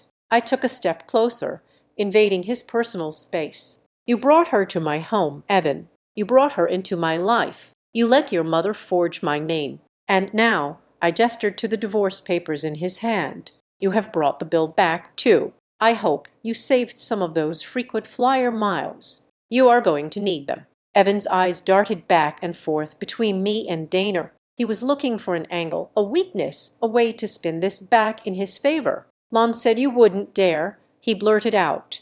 The words hung in the air between us. Daner's eyes lit up. She pulled a small notebook from her pocket and made a quick note. "Thank you, Mr." roared Daner said. "That admission that your mother directed your belief that your wife would not seek legal recourse goes a long way toward establishing her role as the primary manipulator in this scheme. Undue influence, coercion. It is all going into the file." Evan realized his mistake. He clamped his mouth shut, his face going pale. "I didn't mean," he stammered. "Come on, Daner," I said, turning my back on him. "We are done here." "Wait," Evan called out. "Lyanna, where am I supposed to go?" "My cards are frozen. I have no cash. You can't just leave me at the airport." I didn't stop. I didn't turn around. "Call your mother," I said over my shoulder. "Maybe she can forge you a taxi voucher." We walked away. The sound of my heels clicking on the linoleum floor was rhythmic, steady behind us. I heard Evan swearing, and then the sharp, rapid-fire sound of Tesser trying to distance herself from him. "I am taking an Yuba," I heard Tesser say. "Don't follow me, Evan. I mean it." We pushed through the revolving doors and out into the parking garage. The air was cold, biting. I took a deep breath, filling my lungs with oxygen that didn't smell like betrayal. "You did good," Daner said, unlocking her car. "He is terrified." "He is not terrified of losing me," I said, sliding into the passenger seat. "He is terrified of being poor." "Same thing in his world," Daner said. She started the engine. The dashboard lit up. My phone buzzed in my pocket. I pulled it out, expecting a barrage of texts from Evan, but the name on the screen wasn't his. It was a notification from my work email, which I had synced to my phone. Subject: invitation, North Glass, the Whitlock Foundation, Strategic Partnership. My stomach dropped. I opened the email. It was a forwarded invitation from the executive assistant to the CEO of North Glass. "Hi, Lionel. We just received this lovely invitation from Marjorie Whitlock for an exclusive brunch tomorrow at the country club. She mentioned that you had personally brokered this partnership as a surprise announcement. The CEO is very excited to attend and seal the deal on the new funding initiative. See you there." Attached was a digital flyer. It was elegant, expensive. The Whitlock Foundation cordially invites the board of North Glass Risk Systems to a celebration of community and charity. Special thanks to our liaison, Lionel Abbotton. I stared at the screen. The parking garage lights seemed to blur. Marjorie wasn't fighting me in court. She wasn't fighting me at the bank. She was flanking me. She knew she couldn't win the financial battle. So she had moved the war to the one place I couldn't protect with a password or a freeze order. She was coming for my job. She was baiting my CEO into a public meeting, using my name to promise money that didn't exist, knowing that when I refused to sign the check, I would look like the one who betrayed the company. She was going to humiliate me in front of the people who signed my paycheck. Lionel, Daner asked, noticing my silence. "What is it?" I held up the phone. "She called a meeting," I said, my voice trembling with a new kind of rage. "She invited my boss. She is trying to use my career as leverage." Daner glanced at the email. Her expression hardened. "She thinks reputation is your weakness." Daner said, "She thinks you will fold to save face at work." "She is wrong," I said. I looked at the invitation again. Celebration of community. Marjorie wanted a show. She wanted a stage. She wanted to drag North Glass into her mess so she could use their influence to pressure me. "Drive," I told Daner. "Where to?" "To the office." I said I need to print some files. If Marjorie wants a meeting with my CEO, she is going to get one, but she isn't going to like the presentation I'm going to give. Marjorie had made a classic tactical error. She had invited a risk manager to a meeting about risk. She didn't realize that I wasn't the risk. I was the audit. And tomorrow the audit was due. The Brighton Glen Conservatory was a masterpiece of Victorian glass and steel. A humid, fragrant cage where exotic orchids bloomed regardless of the New England chill outside. Tonight, however, the rarest specimens weren't the flowers. They were the people. I walked into the parlor wearing a black dress that was sharp, architectural, and devoid of the lace and softness Marjorie preferred. Beside me, Daner Kittredge moved with the stealth of a shark in a koi pond, her eye scanning the room over the rim of the sparkling water. "Remember," Daner murmured, her voice barely audible over the string quartet playing Vivaldi. "Do not make a scene. We need her to feel comfortable. We need her to talk." "I know," I said. My stomach was a knot of cold iron. The room was a sea of tuxedos and gowns. Crystal chandeliers dripped light onto tables laden with silver platters. At the far end, a massive banner read, "The Whitlock Foundation, Partners in Community." And right below it, in smaller but distinct lettering sponsored by North Glass Risk Systems, Marjorie had done it. She had dragged my employer into her web. I saw my CEO, Robert Sterling, standing near the bar, laughing at something Evan was saying. Evan looked the part of the grieving, supportive husband, head tilted, hand on his chest, playing the role of a man holding it all together while his wife fell apart. I took a breath and stepped into the light. The reaction was immediate. Heads turned. Whispers rippled through the crowd like wind through dry grass. I knew what they were saying. Marjorie had planted the seeds. Well, poor Lana, so unstable. Did you hear about the financial breakdown? Marjorie spotted me instantly. She was holding court near the silent auction tables, wearing a silvered gown that looked like chain mail made of sequins. Her eyes widened, not in fear, but in triumph. She handed her champagne flute to a waiter and glided toward me, arms open wide. Lyanner, she cried out, her voice pitching up into a theatrical register of relief. You made it. Oh, darling. I was so worried you wouldn't feel up to it. She engulfed me in a hug to the room. It looked like a mother embracing a troubled daughter. In reality, her grip was a vice. Her fingers dug into the soft flesh of my upper arms, pinching hard enough to bruise. She smelled of expensive floral perfume and stale gin. Smile. She hissed into my ear, her voice dropping to a venomous whisper. Robert is watching. If you pull away, you look unhinged. I didn't pull away. I stood rigid, letting her perform. I am here, Marjorie, I said. You sent the invitation to my boss. I didn't have a choice. She pulled back, keeping her hands on my shoulders, effectively pinning me in place. She looked me up and down with a gaze that stripped away my dignity. I did it to save you, she said, her smile fixed and bright for the audience. Robert was asking questions. I told him we are handling your medical issues within the family. I told him you just needed a little support. I don't have medical issues, I said. You will if you don't sign this, she whispered.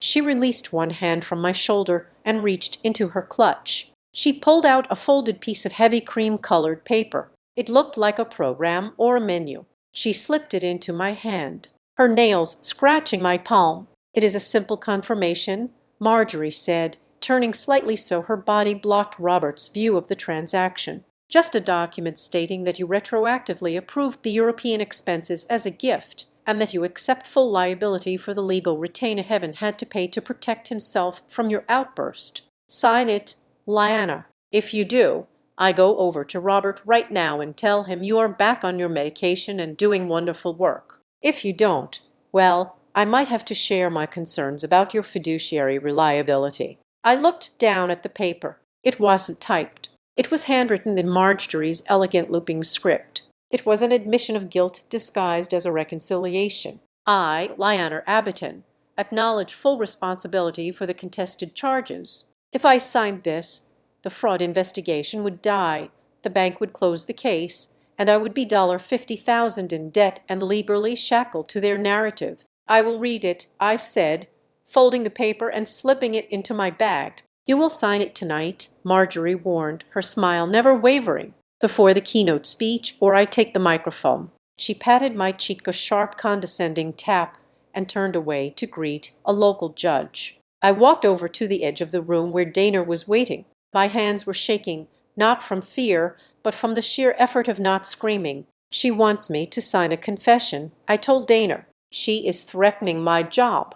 Let her threaten, Dana said, her eyes fixed on the center of the room. Look who else is here. I followed her gaze. Standing near the stage, talking to the master of ceremonies, was Tessa Vale. She didn't look like the terrified girl at the airport anymore. She was wearing a red dress that stood out violently against the sea of black and silver. She held a glass of mineral water, and she was speaking to the MC with the confidence of a producer running a show. Evan was standing a few feet away from her, looking lost. He tried to catch her eye, but she ignored him. He looked like a puppy who had been kicked and didn't understand why his owner wasn't feeding him. What is she doing? I asked. She is pivoting, Dana said. Watch. The lights dimmed. The string quartet faded out. The MC tapped the microphone. Ladies and gentlemen, the voice boomed. Welcome to the Brighton Glen Conservatory. Tonight is about growth. It is about resilience. And to start us off, we have a special guest, a young woman who has been working closely with the Whitlock Foundation on our new initiative for women's independence. Please welcome Tessa Vale. My jaw tightened. Women's independence. The irony was thick enough to choke on. Tessa walked up the steps to the stage. She took the microphone. She didn't look at Evan. She didn't look at Marjorie. She looked straight at the camera recording the event for the local news. And then, for a brief second, her eyes locked onto mine. Thank you, Tessa said. Her voice was smooth, practiced. When Marjorie Whitlock asked me to speak tonight, I thought about what it means to be a woman in this town. We talk about charity. We talk about giving, but we rarely talk about the cost." The room went silent. Marjorie was beaming from the front row, thinking Tesser was sticking to the script about the Foundation's benevolence. "I have learned a lot in the last 48 hours," Tesser continued. "I have learned that financial freedom is the only real freedom. Without it, we are just guests in someone else's life, passengers on someone else's trip." Marjorie's smile faltered. This wasn't the speech she had approved. "I am launching a new media campaign," Tesser said, her voice gaining strength. "It is called The Ledger. It is about women taking control of their own stories and their own bank accounts, because if you don't write your own checks, someone else will write your biography." She paused. The room broke into polite applause. But there was confusion in the air. This wasn't a charity pitch. It was a brand launch. Evan looked furious. He realized she was using his family's platform, his mother's Garler, to launch her own career. She wasn't his mistress anymore. She was a content creator, and this disaster was her content. Tesser looked at me again. She raised her glass slightly. It wasn't an apology. It was a transaction. She was acknowledging that she had used me, used Evan, and used Marjorie to get to this podium. She was flipping on them, not to help me, but to save herself. "She is smart," Dana whispered. "She knows Marjorie is going down. She's jumping into the lifeboat before the ship hits the iceberg." Marjorie was standing up now, signaling frantically to the MC to cut the mic. Tesser saw her, smiled a dazzling media-ready smile, and said, "Enjoy the evening, and remember, check your receipts." She walked off stage. The tension in the room was palpable. Marjorie rushed to the podium to do damage control, laughing too loudly, making the joke about youthful enthusiasm. I felt a vibration in my clutch. It was Dana's phone, which she had handed to me earlier so I could see the updates. I looked down at the screen. A secure message from the bank's fraud department.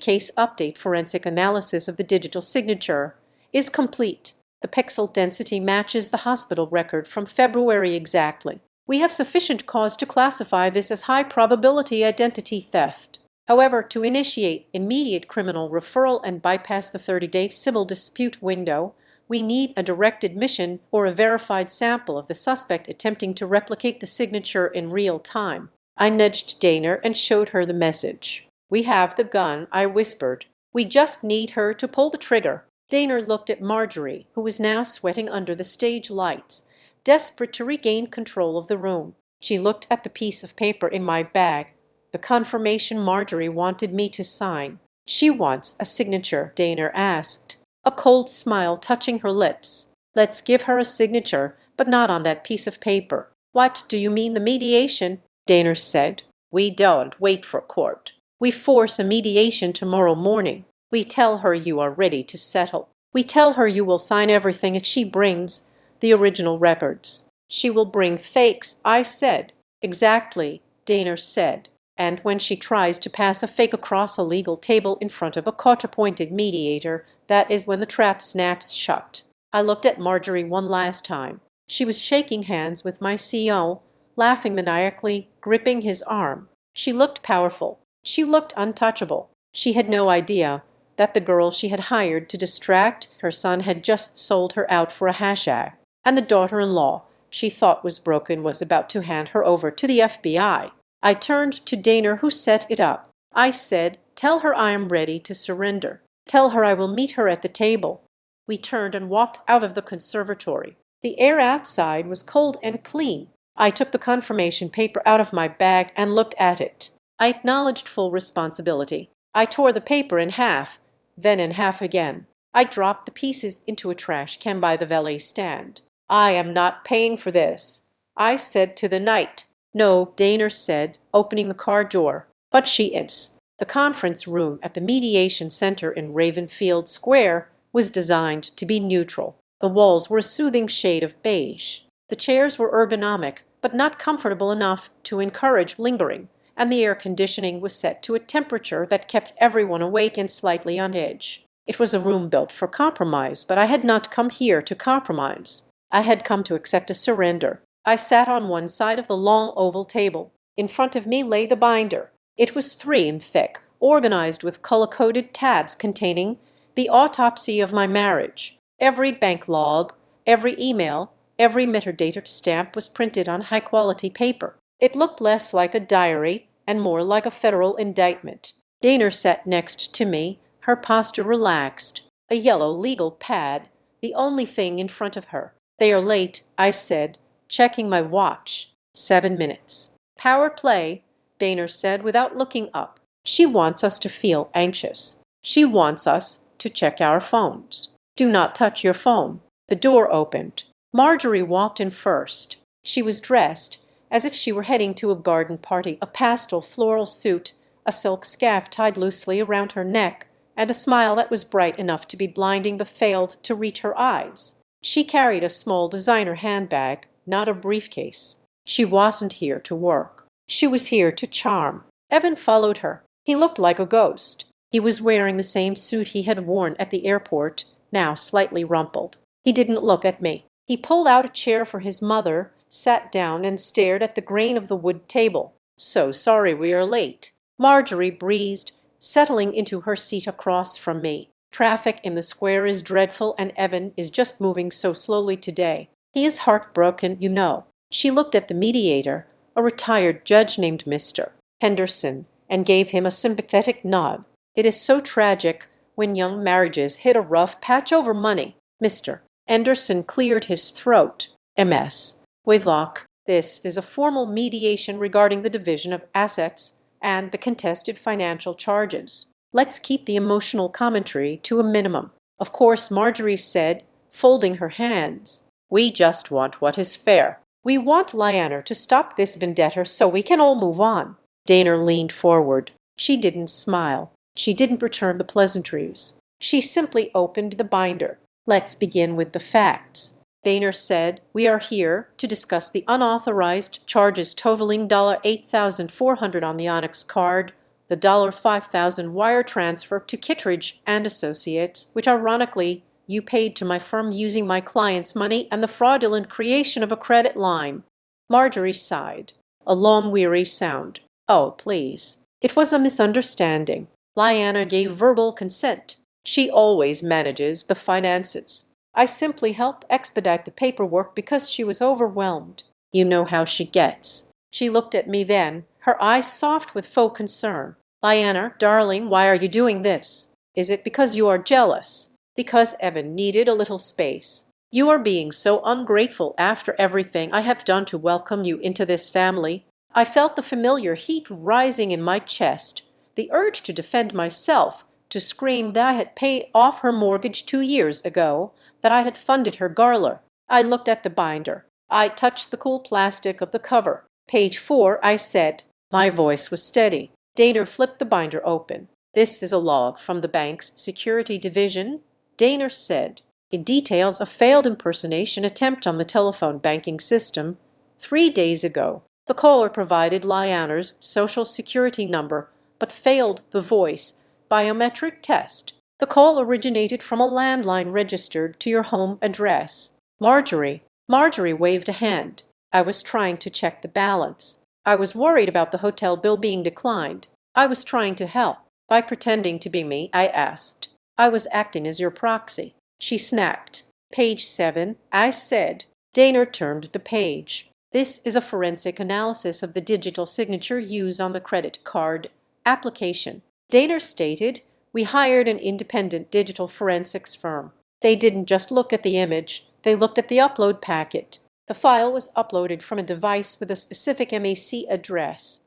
Dana slid a piece of paper across the table. "This is the MAC address of the iPad Pro registered to your iCloud account. Marjorie, not Evans, yours. You didn't just help expedite it. You sat in your living room. You logged into the bank portal and you uploaded a forged document from your own personal device." The room went silent. The hum of the air conditioner seemed to get louder. Evan looked up. He stared at the paper, then at his mother. "You told me you used the family trust login," Evan said. His voice was her sorrow. "You told me it was a sub-account of the trust." "Be quiet, Evan," Marjorie hissed. "No," Evan said, sitting up straighter. You said Lyanner signed off on it, but didn't want to deal with the admin. You said it was legal. You used your own iPad. I was protecting you." Marjorie slammed her hand on the table. The mask slipped. The sweet mother was gone, replaced by the cornered animal. "I had to do it. She keeps you on a leash. She counts every penny. Someone had to act like an adult and make sure you maintained your lifestyle." She turned on me, her eyes blazing. "You forced me to do this. Lyanner, you and your stinginess. You sit on that pile of money and make my son beg for an allowance. It is financial abuse." I simply corrected the balance. I looked at her. I watched her justify a felony with the logic of a spoiled child. She truly believed she was the victim. She believed that my money was her birthright, and my refusal to hand it over was a moral failing. "I am not debating my spending habits with you, Marjorie," I said. I leaned across the table. I didn't raise my voice. I spoke with the quiet precision of a surgeon making an incision. "I have one question for you. One, and it requires a yes or no answer." Marjorie glared at me, her chest heaving. "Did you," I asked, "at any point possess a written, notarized, or verbally recorded authorization from me to open a credit line in your name using my primary account?" The question hung in the air. It was a trap. If she said yes, she was lying to a legal officer and I had the proof. If she said no, she was confessing to fraud. Marjorie's mouth opened, then closed. She looked at the mediator. She looked at Daner. She looked at the binder. She stammered. "We are family. We don't need yes or no." "Marjorie," I repeated. She didn't answer. She couldn't. The door to the conference room opened again. We all turned. Standing in the doorway was Tessa Vale. She was wearing a simple black suit. She wasn't wearing makeup. She looked serious, somber, and completely detached from the woman who had launched a brand at the Garler the night before. "I'm sorry I'm late," Tessa said. "I had to get this notarized." "Who is this?" Mr. Henderson asked. "Is she a witness?" "She is a witness for the plaintiff," Daner said. Evan looked at Tessa with a mix of hope and confusion. "Tessa, what are you doing here?" Tessa didn't look at him. She walked over to Daner and handed her a blue folder. "This is my affidavit," Tessa said. Her voice was clear. "It details the conversations I had with Marjorie Whitlock regarding the trip to Vienna. We don't need to hear about the affair." Marjorie snapped. "This is a financial mediation." "It wasn't just an affair," Tessa said. She turned to me. "Lyanner, Marjorie didn't send us to Vienna just to have a good time. She hired me. I have the emails discussing the payment terms. She promised me a consulting contract if I could get Evan out of the country for 5 days. Why?" I asked. "Why spend $5,000 to send you away?" "Because of the calendar," Tessa said. She pointed to the folder. "Marjorie has been consulting with a different lawyer for 2 months. She wanted to establish a date of separation. If Evan was out of the marital home and cohabitating with another partner in a different jurisdiction, she planned to file for divorce on his behalf the day we returned, claiming you had abandoned the marriage emotionally. The trip was a setup. She wanted to freeze your assets during the divorce proceedings and argue that the Vienna spending established a standard of living that you would have to maintain with alimony." I felt the blood drain from my face. It wasn't just theft. It was a long con. Marjorie had manufactured an affair, funded it with my money, and planned to use it as legal leverage to bleed me dry for the rest of my life. She wanted to turn my husband into a dependent backed by a court order. Evan stood up. His chair scraped loudly against the floor. "You were going to divorce her for me?" He shouted at his mother. "I never said I wanted a divorce. I just wanted a break." "You're weak." Marjorie screamed back, abandoning all pretense. "You would never leave her. You would stay in that apartment and let her control you forever. I was building you a parachute, you idiot." "By stealing from her," Evan yelled. "By taking what is owed to us," Marjorie shrieked. "Enough, Mr. Henderson said. He slammed his hand on the table. "Sit down, both of you." The room fell into a heavy, suffocating silence. Daner closed the binder. The sound was final. "We are done negotiating," Daner said. She pushed a document across the table toward Marjorie. "This is a settlement agreement," Daner said. "It states that you, Marjorie Whitlock, admit to the unauthorized creation of the credit line. You will repay the full amount of $8,400 plus the $5,000 legal retainer. Within 48 hours, you will sign a non-disparagement agreement and Evan will vacate the residence at Cedar Harbor immediately, waiving any claim to spousal support based on the fraudulent nature of the separation attempt. Daner paused. If you sign this, Lyanner will decline to press criminal charges. We will classify this as a private family dispute. You keep your freedom. You keep your foundation, though I suspect the board might have questions later, but you stay out of jail. I looked at Marjorie. She was breathing hard, her face patchy with red rage. She looked at the document. It was her escape hatch. It was mercy. And if I don't, she whispered, then I walk out of this room, I said, and I hand this binder to the FBI.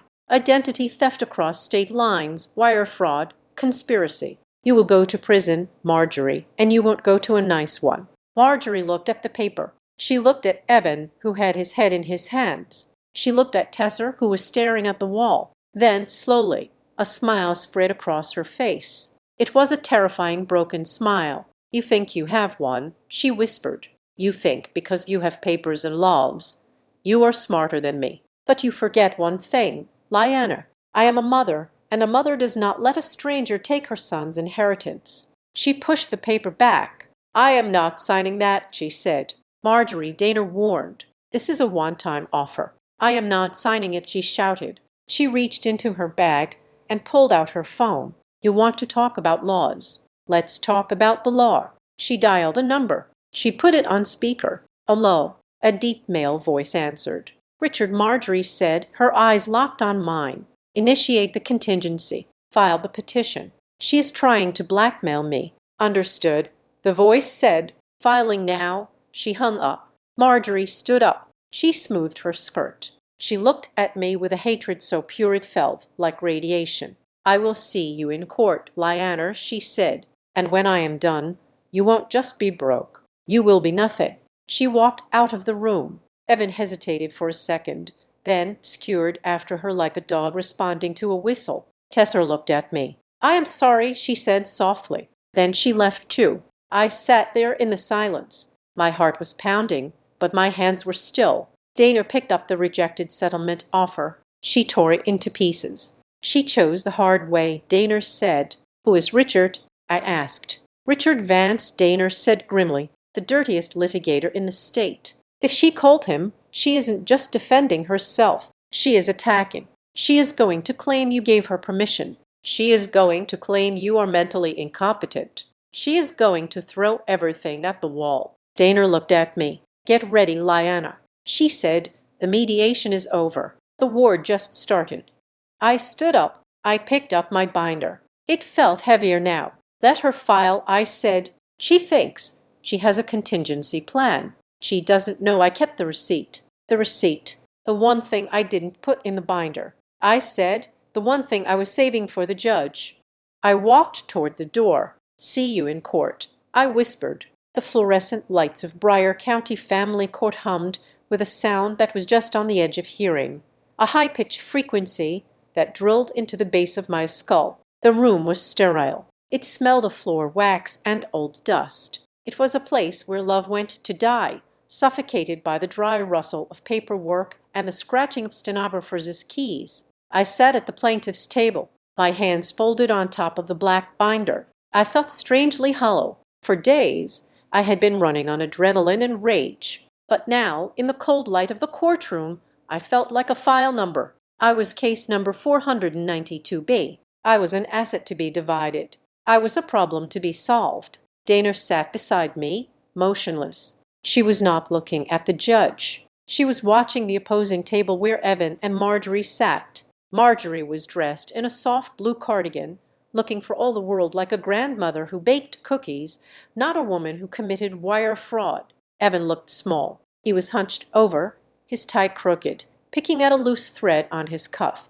Mr. Roar, the judge said. Judge Holloway was a woman with sharp eyes and a voice like gravel. You may proceed with your opening statement regarding the financial restraining order. Evan stood up. He cleared his throat. He didn't look at me. Your Honor, Evan began, his voice shaking slightly before finding a rehearsed rhythm. My wife Lyanna is controlling obsessively so for 5 years. I have lived under a microscope. I have to ask permission to buy coffee. I have to justify every cent. When I went to Europe for a business opportunity, she cut off my access to our joint funds. She left me stranded in a foreign country without a penny. It was punitive. It was abusive. She used money as a weapon to humiliate me. He paused, looking at his mother for approval. Marjorie gave him a subtle, encouraging nod. I am asking the court to lift the freeze on the assets, Evan continued, and to grant me spousal support so I can escape this toxic environment.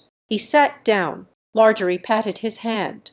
MS. Whitlock, the judge said, you are listed as a witness to these events. Marjorie stirred. She walked to the stand with the grace of a martyr. She swore on the Bible, her voice trembling just enough to sound fragile. I only wanted to help, Marjorie told the court, dabbing at a dry eye with a tissue. Evan called me from Vienna in a panic. He was humiliated. His card was declined in front of clients. I tried to fix it. I tried to transfer funds, but Lyanna had locked everything. I may have overstepped in my desperation to save my son from embarrassment, but I did it out of love. Lyanna has always been cold. She treats him like an employee, not a husband. I listened to them rewrite history. I listened to them turn my discipline into abuse and their theft into victimhood. Daner touched my arm. It is time, she whispered. Daner stood up. She didn't make a speech. She simply picked up the binder and walked toward the witness stand. I would like to call Mr. David Kincaid to the stand, Daner said. Senior fraud investigator for Sovereign Bank. A man in a gray suit walked in. He carried a briefcase. He looked like a man who found comfort in binary code. Mr. Kincaid, Daner said, did you review the transaction logs for the account ending in 4092? I did, Mr. Kincaid said. And did you investigate the creation of a supplementary card issued to Marjorie Whitlock on the 14th of this month? I did. Can you tell the court where the digital request for that card originated? Mr. Kincaid opened a file. The request was uploaded via a secure portal. The IP address traces to a residential connection at 12 Oakhaven Lane, Brighton Glen. The device used was an iPad Pro, serial number ending in 559. And whose device is that? Daner asked. It is registered to the Apple ID of Marjorie Whitlock. Mr. Kincaid stated, and the signature on the application, it was a digital overlay. Mr. Kincaid said, his voice devoid of emotion. Our forensic team matched the pixel density to a document signed by MS. Abbotton 6 months prior at Cedar Harbor Memorial Hospital. It was a copyright forgery. Marjorie stiffened in her seat. The concerned mother mask cracked, revealing a flash of panic. One more thing, Daner said. Mr. Kincaid, does the bank have a record of a telephone interaction on the 16th? We do, Kincaid said. A call was placed from the same Brighton Glen landline. The caller attempted to access MS. Abbotton's primary account by providing her Social Security number. The voice biometric security system rejected the caller as a failed impersonation attempt. Daner turned to the judge. Your Honor, this was not a wife cutting off a husband. This was a victim stopping a crime in progress. The defendants did not just spend money. They stole an identity. Judge Holloway looked at Marjorie. Her eyes were no longer neutral. They were cold. I would like to call Tesser Vale to the stand, Daner said. A ripple of shock went through the courtroom. Evan's head snapped up. Marjorie gasped audibly. They didn't know Tesser was here. They thought she was gone. Tesser walked in. She looked tired but determined. She sat in the witness chair and looked directly at Evan. MS. Vale, Daner asked. What was the nature of your trip to Vienna with Mr. Rohr? It was a job, Tesser said flatly. A job, Daner asked. Please explain. Marjorie Whitlock hired me, Tesser said. She promised me a consulting contract with her foundation if I accompanied Evan to Europe. She told me the goal was to keep him occupied and happy. Happy, Daner pressed. She wanted him to cheat, Tesser said. The words hung in the silent courtroom like smoke. She told me that Lyanna was tightening the purse strings and that she needed grounds to break the prenuptial agreement. She said if she could prove Lyanna drove Evan away, or if they could establish a separation date while he was out of the country, they could claim abandonment. The penthouse, the champagne, the flowers. Marjorie ordered all of it. She wanted Evan to feel like a king so he would realize, and I quote, how much better he could do. Evan looked at his mother. His face was a mask of horror. "Mom," he whispered, "you set me up."